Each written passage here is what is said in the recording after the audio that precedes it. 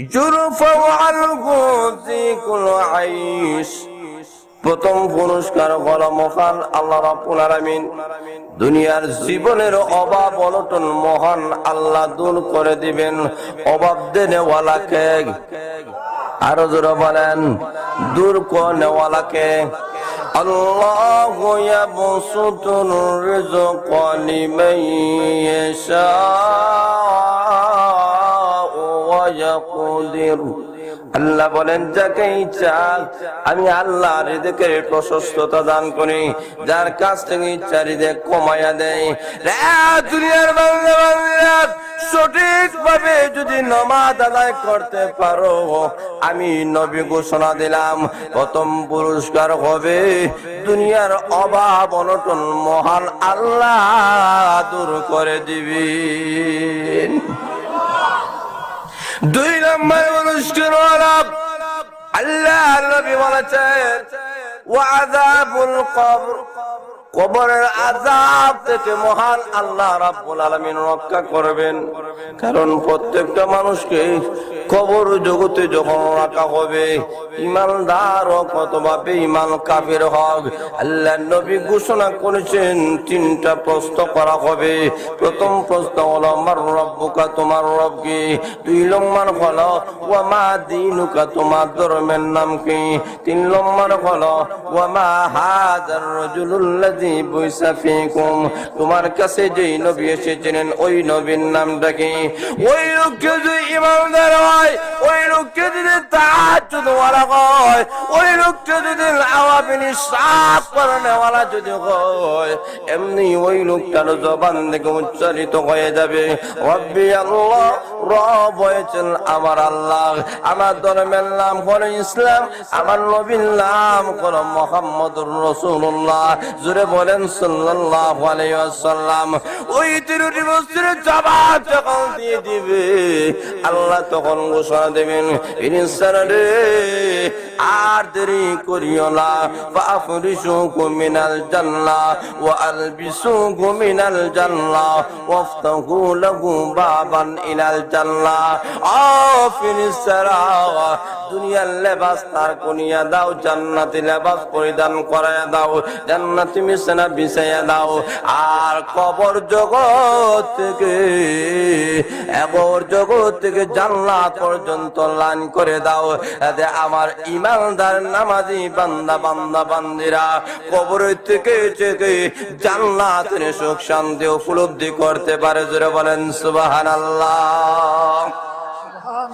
আর যদি ওই লোককে বেঈমান কাফির হয় প্রথম প্রশ্ন গ্রহণ করা হবে তোমার রবকে, এমনি জবাবে বলবে হা গালা আদ্রি আমি জানি না আমার রবকে, তোমার নবীকে আমি জানি না, তোমার ধর্মের নাম কি বলবে হা গালা আদ্রি আমি জানি না। এমনি আল্লাহ ঘোষণা করবেন ও ফেরেশতারা ফাফনিশু মিনান নার ওয়া আলবিসু মিনান নার ওয়াফতাহু লাহু বাবান ইলান নার। রে ফেরেশতারা আর দেরি করিও না, তার কবরটাকে জাহান্নামের গর্ত বানায়া দাও, জাহান্নামী লেবাসটাকে পরিধান করায়া দাও, কবর জগৎ থেকে জাহান্নাম পর্যন্ত একটা লাইন করে দাও যাতে আমার পাপিষ্ঠ বান্দা বান্দি কবরের থেকে জাহান্নামের শাস্তি উপলব্ধি করতে পারে। জোরে বলেন নাউজুবিল্লাহ। এই কারণে রাসূল বলেন কবর কারো জন্য জান্নাতের বাগান হয়ে যাবে, আবার কারো জন্য জাহান্নামের গর্ত হয়ে যাবে। রাসূল ঘোষণা করেছেন 5 বেলা নামাজ যারা পড়বে কবর জগৎটা আল্লাহ জান্নাতের বাগান বানায় দেবে। আর জোরে বলেন সুবহানাল্লাহ। আর বাকি রইছে 3টা। আবু আইয়ুব আনসারী সাহেবকে নিয়ে আসেন ইনশাআল্লাহ। হুজুর আসার আগ পর্যন্ত আমি আরো 3টা নিয়ে আলোচনা করব, হুজুর আসলেই আমি মাইকটা ছেড়ে দিব। 3 নম্বরে আসুন, রাসূল ঘোষণা দিয়েছে ওয়ায়ুতিহিল্লাহু কিতাবাহু বিয়ামিনিহি, মহান আল্লাহ ডান হাতে আমলনামা দান করবেন। সুবহানাল্লাহ। বুঝা দেয় আপনারা খুশি হয়েছেন একটু জোরে বলুন সুবহানাল্লাহ। 4 নম্বর পুরস্কার হলো আল্লাহ নবী ঘোষণা দিয়েছে কিয়ামতের কঠিন ময়দানে ফুলকে মহান আল্লাহ বিজলির আগে আগে পার করাইয়া দিবে। আর হুজুর আল্লাহ সুবহানাল্লাহ। আল্লাহর নবী বিশ্বনবী রাহমাতুল লিল আলামিনের 10 বছরের খাদিম ছিলেন হযরত আনাস রাদিয়াল্লাহু তাআলা আনহু। আনাস ডাক দেয়া বলেন, ওগো নবীজি, হাসরের মাঠ যখন কায়েম হয়ে যাবে, দুনিয়াতে একটা সেকেন্ড আপনি নবীকে না দেখলে আমি সহ্য করতে পারি না। আসরের ময়দান যখন কায়েম হয়ে যাবে, আপনি বিশ্ব নবীকে আমি কোন জায়গায় গা পাবো? আল্লাহর নবী বলেন, ওরে আনাস, আসরের ময়দানে সর্বপ্রথম আমি নবীকে গা খুঁজবা ফুলসরাতের ফুলের কিনারার কাছে। ওই জায়গায় যদি না পাও, 2 নম্বরে যাবে আমল নামা যেখানে ওজন দেওয়া হবে, ওই জায়গার মধ্যে গিয়া আমি নবীকে খুঁজবা। ওই জায়গায় যদি না পাও, 3 নম্বরে যাবে আমল নামা যেখানে দেওয়া হবে, ওই জায়গায়।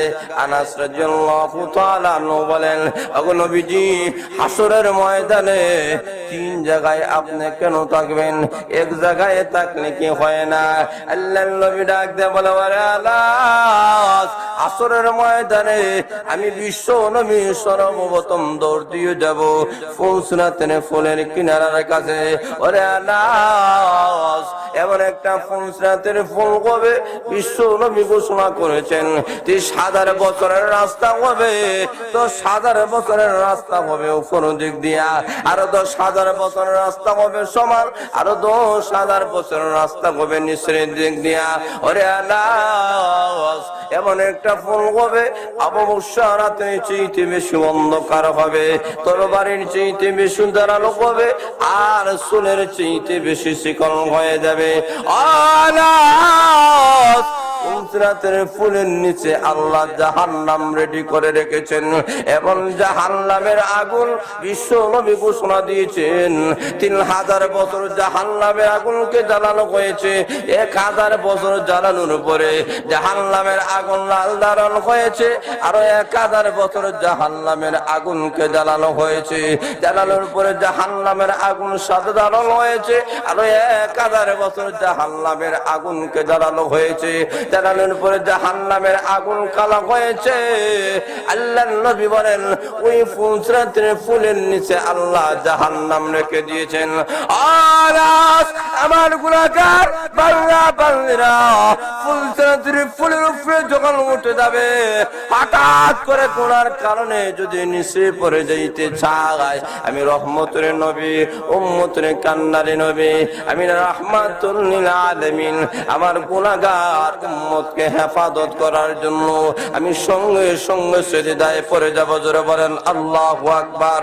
আমি বিশ্ব নবী যখন সিজদায় পড়ে যাব, আল্লাহ ডাক দিয়ে বলবেন, ওগো নবীজি, আপনি কেন সিজদায় পড়ে কাঁদেন? উহুদের ময়দানে দান দান মোবারক শহীদ হয়েছে, বদরের ময়দানে রক্তাক্ত হয়েছেন, তায়েফের ময়দানে আপনি রক্তাক্ত হয়েছেন। ওগো নবীজি, আর কাঁদতে হবে না, আপনি সিজদা থেকে মাথা তুলেন, যার জন্য সুপারিশ করবেন করতে দেরি হবে, আমি আল্লাহ আপনার দরখাস্ত কবুল করতে দেরি হবে না। আল্লাহর নবী বলেন, রে আনাস, আমার বিশ্ব নবী আমি যখন সুপারিশ করব, তখন মহান আল্লাহ রাব্বুল আলামিন আমার সুপারিশ কবুল মঞ্জুর করে আমার গুনাহগার উম্মতকে 30,000 বছরের ফুলসরাতের ফুল পার করাইয়া আল্লাহর তৈরি জান্নাতের মেহমান বানাইয়া দিব। এই কারণে আমি নবী ওই জায়গায় থাকবো। 2 নম্বর হলো আমল নামা যেখানে দেওয়া হবে, ওই জায়গায় আমি নবী থাকবো। যেরকম সুবহানাল্লাহ। 3 নম্বর হলো আমল নামা যেখানে ওজন দেওয়া হবে, কারণ ওরে আনাস, আসরের ময়দানে মহান আল্লাহ 2টা মিজানের পাল্লা কায়েম করবে। একটা পাল্লা এত বড় হবে, 7 আকাশ 7 জমিন যত বড় হবে, মিজানের একটা পাল্লা তত বড় হবে। এইরকম 2টা মিজানের পাল্লা আল্লাহ কায়েম করবেন। ডান পাল্লায় নেকি তোলা হবে, বাম পাল্লায় গুনাহ তোলা হবে। তুলিয়ে যখন মিজানের পাল্লা টান দেওয়া হবে, গুনার পাল্লা যখন বাইরে হয়ে যাবে, আল্লাহ ঘোষণা দেবেন, খুযুহু ফাগুল্লুহু সুম্মা الجحيم صلوه ثم في سلسلة ذرعها 70 ذراعا فاسلكوه আল্লাহ ঘোষণা দিবেন ও ফেরেশতারা 70 হাত চিংড়ি যারা ফেসায়া জাহান্নামী বান্দা বান্দিকে জাহান্নামের আগুনে লটকায়া জ্বালা। আল্লাহ যখন অর্ডার করবেন আমি বিশ্ব নবী বলবো প্রভু গো আমি নবীর সামনে আবার আমলনামা ওজন দেওয়া হোক। আমি নবীর সামনে যখন ওজন দেওয়া হবে এবারও দেখা যাবে পুনার পাল্লা পারে হয়ে গেছে। আমি সঙ্গে সঙ্গে বিশ্ব নবী রহমতের হাত নেকির পাল্লায় যখন দিয়ে দিব নেকির পাল্লায় দিতে দেরি হবে গুনার পাল্লার চাইতে নেকির পাল্লা পারে হইতে একটা সেকেন্ডেও দেরি হবে না। এখন আমার গুনাহগার উম্মতকে সুপারিশ করি আল্লাহর তৈরি জান্নাতের মেহমান বানায় দেব। রাসূল বলেন এই তিনটা জায়গা অত্যন্ত ভয়াবহ হবে। এই কারণে হাসরের ময়দানে ফুল সিরাতের ফুল মহান আল্লাহ নামাজি বান্দা বান্দিকে বিজলির আগে আগে পার করাইয়া দিবে। আস্তাগফিরুন সুবহানাল্লাহ। আর জোরে বলেন সুবহানাল্লাহ। আচ্ছা আলহামদুলিল্লাহ। আবু আইয়ুব আনসারী সাহেব আসার আগ পর্যন্ত আমার আলোচনা চলবে। আপনারা শুনতে রাজি আছেন? সবাই রাজি না? আরো জোরে বলেন রাজি আছেন তো ইনশাআল্লাহ? হুজুর আসলেই আমি ছেড়ে দিব। মায়ের আসুন গেল 4 নম্বর 5 নম্বর পুরস্কার হলো রাসূল ঘোষণা দিয়েছে। আল্লাহ রাসূল বলেন ওয়ায়াদখুলুল জান্নাত বিগাইরি হিসাব। মহান আল্লাহ বিনা হিসাবে জান্নাতের মেহমান বানায়া দিবে। আরো জোরে বলেন না সুবহানাল্লাহ। তাহলে 5 বেলা নামাজ পড়লে পুরস্কার কয়টা? আর জোরে বলে কয়টা? 5টা। তাহলে আজকে আমাদের সমাজে অধিকাংশ মানুষেরা এই নামাজ পড়ে না। এখন আসুন আল্লাহ বলেন এমন একটা নামাজ দিলাম যেই নামাজ তোমাকে সকল ধরনের বেহায়াপনা। আল্লাহ বলেন ফাহশা ইওয়াল মুনকার। ফাহশা এক ধরনের পাপ, মুনকার আরেক ধরনের পাপ। ফাহশা এমন পাপকে বলা হয় যে পাপের বেলায় কোনো ফতোয়া জিজ্ঞেস করার কোনো প্রয়োজন নাই। সচরাচর সর্বশ্রেণীর মানুষেরাই জানে যে এটা পাপ আছে। যেমন জিনা করলে যে একটা গুনাহ আছে, চুরি করলে যে গুনাহ হয়, এই গুনাহকে কোনো মানুষের কাছে ফতোয়া জিজ্ঞেস করা লাগে না নিজে নিজেই বোঝা যায়? আর হুজুরা বলেন আচ্ছা আপনারা বলেন চুরি করা, ডাকাতি করা, সন্ত্রাসী করা কি সুন্নত মুস্তাহাব? আর হুজুরা বলেন না। তাহলে লক্ষ্য করে দেখেন এই ধরনের পাপকে আল্লাহ ফাহশা বলেছেন। আরেক ধরনের পাপ হলো মুনকার। মুনকার শব্দ দ্বারা আল্লাহ উল্লেখ করেছেন এমন পাপ যেই পাপ সচরাচর সব মানুষে জানে না, বুঝে না। এইগুলার জন্য মুফতির প্রয়োজন। ওলামা একরামের কাছ থেকে মানুষ জেনে নেয়, জেনে নেওয়ার মাধ্যমে বুঝতে পারে এইগুলা পাপ। আল্লাহ রাব্বুল আলামিন বলেন ফাহশা এবং মুনকার উভয় শ্রেণীর গুনাহ থেকে মহান আল্লাহ নামাজি বান্দাকে আল্লাহ মুক্ত করে দেন। সুবহানাল্লাহ। এখন শুনবেন এমন নামাজি যদি হতে পারে যে নামাজের মাধ্যমে মহান আল্লাহ রাব্বুল আলামিন আপনার আমার সাথে কথা বলবেন। আল্লাহ নবী বিশ্ব নবী রাহমাতুল লিল আলামিন ঘোষণা দিয়েছেন বান্দা যখন নামাজের মধ্যে দাঁড়াবে এমনি যখন বলবে আলহামদুলিল্লাহি রাব্বিল আলামিন, সকল প্রশংসা সেই আল্লাহ যিনি বলেন तमाम পৃথিবীর লালন পালন করেনওয়ালা। জোরে বলেন সুবহানাল্লাহ। এমনি আল্লাহ বলেন হামিদানি আবদি, আমার বান্দা আমার প্রশংসা করতেছে। জোরে বলেন সুবহানাল্লাহ। এবার বান্দা যখন বলে আর রহমানির রহিম, আল্লাহ তখন বলেন আসনা আলাইয়া আবদি, আমার বান্দা আমার গুণকীর্তন করতেছে। বান্দা যখন বলে মালিকি ইয়াউমিদ্দিন, আল্লাহ তখন বলেন মাজ্জাদানি আবদি, আমার বান্দা আমাকে সম্মান দিচ্ছে, ইজ্জত দিচ্ছে। এবার বান্দা বলে ইয়াকা নাবুদু ওয়া ইয়াকা নাস্তাইন, প্রভু গো আপনি পরিচয় নিয়ে নেন, আমরা গোলাম আপনার, গোলাম আপনি বলেন আমাদের মালিক, গোলাম তো আপনার কাছে সাহায্য চাইবে, আপনি ছাড়া কারো কাছে সাহায্য চাওয়া যায় না। প্রভু গো, সন্তান দেওয়ার একমাত্র মালিক হয়েছেন শাহজালাল। আরো জোরে বলেন শাহপরাণ 360 আউলিয়া। জোরে বলেন সন্তান দেওয়ার মালিক কে? আরো জোরে বলেন আল্লাহ রাব্বুল আলামিন বলেন, যেহেতু আমি আল্লাহ তোমাদের মাবুদ, আমি আল্লাহ যেহেতু তোমাদের খালিক, কাজেই আমি আল্লাহর কাছে সাহায্য চাবে। এবার আল্লাহ ডাক দিয়ে বলেন মা তাস্তাইনু, বান্দা রে আমি আল্লাহর কাছে তুমি কি সাহায্য চাও? এবার বান্দা বলে ইয়াকা নাবুদু ওয়া ইয়াকা নাস্তাইন ইহদিনাস সিরাতাল মুস্তাকিম। প্রভু গো, আমাদেরকে সিরাতে মুস্তাকিমের পথ দেখাও। সিরাতে মুস্তাকিম বান্দা চেয়েছে, এখানে বান্দা লন্ডন, আমেরিকা, জার্মান, জাপান, চাইনা, ইসরায়েল বলেন ঠিক না বেরিক? বাংলা চেয়েছে প্রভু গো সিরাতে মুস্তাকিমের পথ দেখাও। সিরাতে মুস্তাকিমের 7টা ব্যাখ্যা উল্লেখ করা হয়েছে, 7টা ব্যাখ্যার মর্ম হলো আল্লাহ আমাদেরকে জান্নাতুল ফেরদৌসের মালিক বানায়া দাও, জান্নাতুল ফেরদৌসের পথ দেখায়া দাও। এইভাবে বান্দা যখন নামাজে দরখাস্ত করে, আল্লাহ ডাক দিয়ে বলেন বান্দা বান্দিরা রে, নামাজের মাধ্যমে আমি আল্লাহর কাছে যে দরখাস্ত করেছো, নামাজ শেষ করতে দেরি হবে, আমি আল্লাহ তোমাকে জান্নাত পর্যন্ত পৌঁছাইয়া দিতে 1 সেকেন্ডও দেরি হবে না।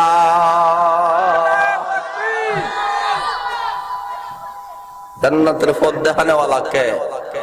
আরো জোরে বলেন কে? এইভাবে আল্লাহ বলে জান্নাতের পথ দেখাইলাম। আল্লাহ রাব্বুল আলামিন বলেন সিরাতে মুস্তাকিমের 7টা ব্যাখ্যা উল্লেখ করা হয়েছে, এর মধ্যে একটা ব্যাখ্যা হলো কোরআনের পথ।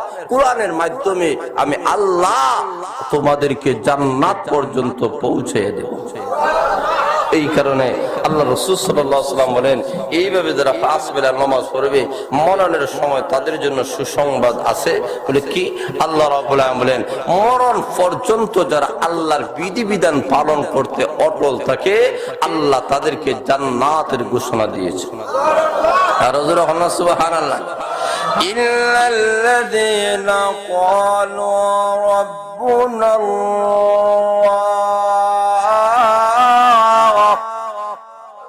ثم استقاموا تتنزل عليهم الملائكة। আল্লাহ বলেন ইন্নাল্লাযীনা ক্বালু রাব্বুনাল্লাহ, নিশ্চয়ই যারা দুনিয়া থাকা অবস্থায় বলেছে আমি আল্লাহ হলাম তাদের রব। আমাদের রব কে? আর যারা বলে একজনই রাসূল এই দুনিয়াতে সবচেয়ে বেশি মহান আল্লাহকে রব স্বীকার করেছেন নামাজি বান্দা বান্দিরা। যারা বলেন ঠিক না ঠিক?